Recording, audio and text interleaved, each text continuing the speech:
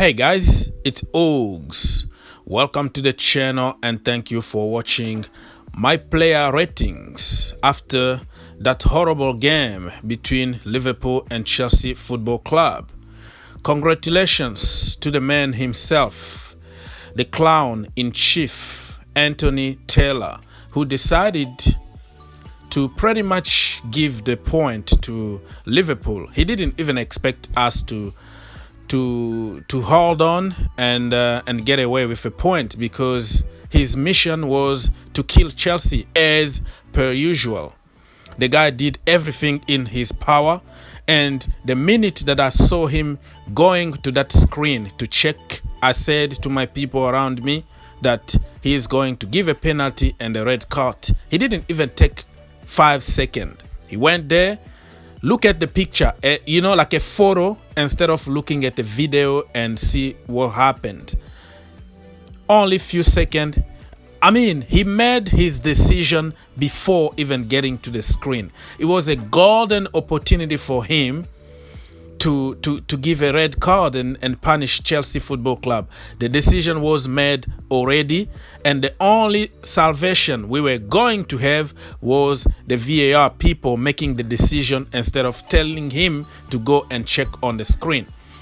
If Anthony Taylor was refereeing the Champions League final, we were not going to win that Champions League, because that so-called handball on Reece James was going to be given, and we were never going to win that Champions League. That guy, man, I don't know how to deal with that guy. And guess what? The FA banned their rules a couple seasons ago to allow him to referee in another FA Cup final. Yeah, the one that he handled to Arsenal, remember? The FA banned their rules that he was not allowed anymore to referee in the final of the FA Cup, but the rules were banned just to allow him to punish Chelsea Football Club. It tells you everything you want to know. So congratulations to him. I don't want to give him too much publicity, and it is what it is. You have to deal with it. We got 1 point, which is, it feels like a loss for me. I already said it. For other people, it's a good point. It could have been worse, but I respect your opinion. That is just my opinion. Anthony Taylor, 0 out of 10, or maybe minus 1,000 million out of 10. I don't know, man. This guy, I can't stand this guy refereeing any more games for Chelsea Football Club. But I'm not in charge. The FA won't punish him because they don't want to look like mugs. They want to protect their institution, their corrupt institution. I'm done with this guy, man. Disgraceful. Thomas Tuchel is going to get 8 out of 10. I don't know what he could have done better, because it's not easy to manage, 10 against 12 on the field, if that makes sense. He did what he could. We were very good until that bloody penalty and red card, and we got punished. The only thing that you can say against him was that he could have changed to the back four and tried to have more people in front for the counter. But when you open up too much against a team like Liverpool, you could be punished even more. And we remember that he did the same against Big Sam when they won 5 at the bridge. He tried to play 4 at the back, and we ended up by conceding, 5 goals at home. That was probably his decision making was based on that game against West Brom. And like I always insist, for certain people, if you criticize something or you tell the truth, you are a hater, right? Why you hate Thomas Tuchel? I've been insisting that we need to come up with a plan B, play 4 at the back. So every time we are in the situation like that, we can't change anything because we don't know how to do it. We don't know how to change the system. Always back 3 or back 5, whatever you call it. But to put certain players in their natural positions and get the best out of them, you need to twist your system a little bit. So looks like we're gonna continue with this bloody 3 at the back always. When it works, he's a genius. When it doesn't work, you can't criticize because you are a header. That's the way it is. Edouard Mendy is going to get 9 out of 10. My man of the match. I don't care what other people are going to say. And we all know that he's terrible on penalty shootout. That is a goal in advance when Mendy is in goal. Well, he saved the penalty from Aguero, remember, that kept us in the game. But after that, he doesn't know really how to save penalties. But overall game, the way he positioned himself, the way he commands the box, he always come off the line, release the pressure, punch the ball, anticipation and all that. It's very, very good. I know he had some shaky moment for the distribution and all that, but I'm telling you, yesterday, if it was Kepa Arrizabalaga in goal, we were going to concede at least 5 goals. Fact. Those top corners, top bins that Edouard Mendy was capable of dealing with, those are spectacular goals if it was Kepa Arrizabalaga in goal. And the fanboys were going to say, you can't save that kind of shot. No goalkeeper in the world is going to save that. Blah, blah, blah, blah. Yes, Edouard Mendy can. There is no unsavable shot in the world of football. That is the difference between world class and average. Chelsea defense is going to get 8 out of 10 in general. I'm talking about the defense here.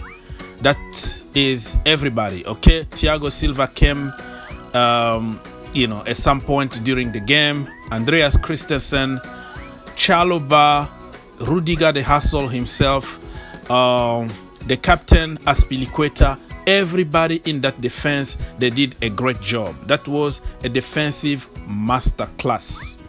Well, you can criticize them a little bit to allow that situation, from a corner to become a red card to a penalty and whatever, but no defense in the world is going to be always perfect.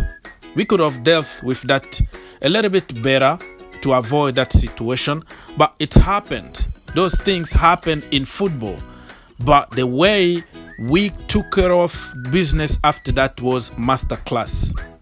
Some of them were playing with yellow card, and guess what? Liverpool didn't get even a yellow card for, Mo Salah throwing the ball away, getting frustrated, getting on the referee. They didn't get any yellow card, but when a Chelsea player tried to do anything or tried to protest or tried to ask a question, yellow card.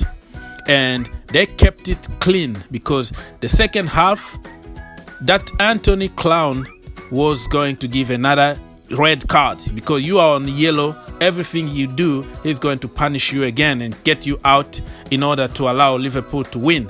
But they kept it clean. They were very composed, calm, playing on a yellow against Salah, Mane, Firmino, and Diogo Jota, one of the best striking force in the world, and keep that clean sheet in the second half. Yeah, let me repeat this. The clean sheet in the second half. That was a master class. I'm not gonna repeat one by one individually here because it's gonna take us hours and hours talking about individuals and repeating about the same things over and over again. So all of them are going to get 8 out of 10 from me. Marcos Alonso is going to get 8.5 out of 10. I'm the first here to give him a lot of sticks, but when he does something like this, you have to be humble enough to appreciate the work from that boy. You know what I'm trying to say? But all of the time that I criticized Marcos Alonso were the times that he was playing in the back four. I always insist and say we should keep Marcos Alonso. Yeah, I called him Alonso. many times. I'm not gonna flip-flop. I assume what I said, but it was when he was playing in the back four. But when we play the wing back system, Marcos Alonso is one of the best in the business. And yesterday he was even faster. He was putting tackles, doing everything in his power to keep us in the game. Congratulations to him. Reece James is going to get 8 out of 10. I'm not gonna blame him for what happened, but of course if you look at a slow motion video, okay, or in a fixed picture, you can see that he touched the ball with his hand, but so much happened in 1 second that people don't want to really pay attention. All I can say about Reece James is that he's building a reputation, a bad reputation. Pay attention to what I have to say, because remember in the Champions League final, almost gave a penalty. Against Arsenal a few weeks ago, almost gave a penalty. So many games in the past that you will be like, oh my gosh, we got away with that one. You know, that was very risky. I know that he doesn't do it on purpose. I know that he knows how to use his body to body people, or, you know, be smart in the box. But when you start building a reputation like this, referees tend to punish you. And remember, referees also do their homework. They watch videos before games. They know certain players that they like to dive or they like to do this and that. And they will be keeping their eye on you during the game. And the little thing that you could do, they might punish you. So I'm not suggesting here that he did anything wrong here, but the reputation is not going to be good for his future, if that makes sense. The midfield, all of them, 8 out of 10. N'Golo Kante, Jorginho Frello, and even Kovacic when he came on. Everybody did what they were supposed to do in that particular moment during the game. You know what I mean? Kovacic came to control the game, beat the pressure in the midfield, and that is his game.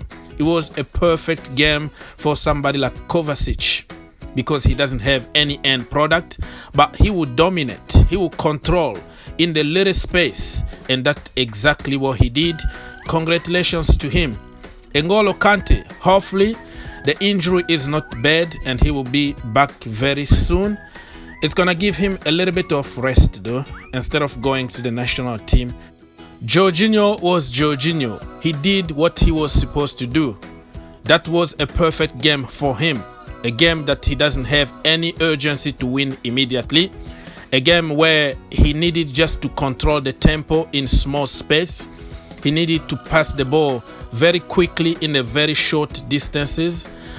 So it was a perfect game for him. The only problem we have with our midfielders is the lack of end product and urgency in the game. But that is another topic for another day, and we already discussed about it so many times. So it's gonna be just a waste of time. Kai Havertz is going to get 8.5 out of 10 from me, because he scored that wonderful goal.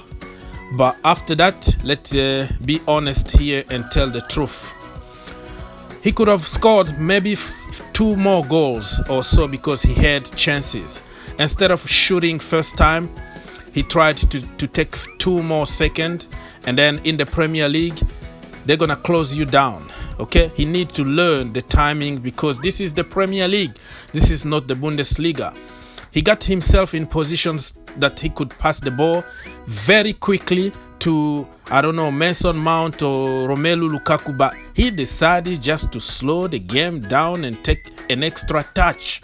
And it was so frustrating to watch, because we didn't have many chances. When you have those kind of chances, you have to capitalize.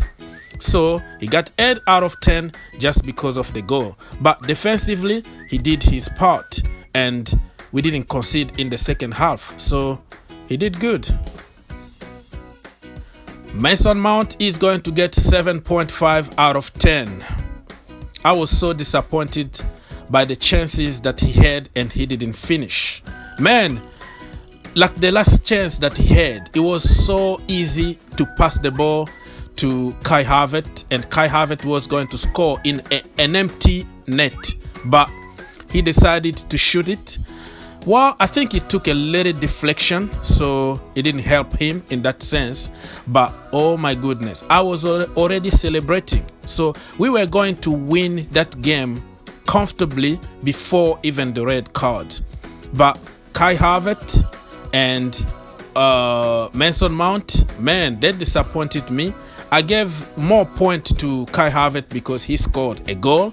I know it's very easy for us to see what he could have done, what he should have done in that particular time, because we are watching on TV from our couches or watching from the stand. But it's not always easy to be on the field and deal with the pressure, and you are running like, I don't know, 100 miles an hour, and you have to make a decision in 1 second. All that comes with experience. I'm so confident that Mason Mount is going to score more goals this season, and also Kai Havertz. Romelu Lukaku is going to get 8 out of 10. In the first half, he was immense. He put Van Dijk on the floor. That was the moment I was waiting for. He did it, but in the second half, he was isolated. He was the only guy that was left to attack. He did his part offensively and defensively. He was very handful, but when you play 13 against 10, it's always difficult for any team. So Romelu Lukaku, next time, we're gonna destroy Van Dijk at the bridge. Save the date. There we go, guys. That's it from me. Now it's your turn to let me know your player ratings and what do you think about the game overall. Remember, it's just a freaking opinion. Nobody is wrong, nobody is right.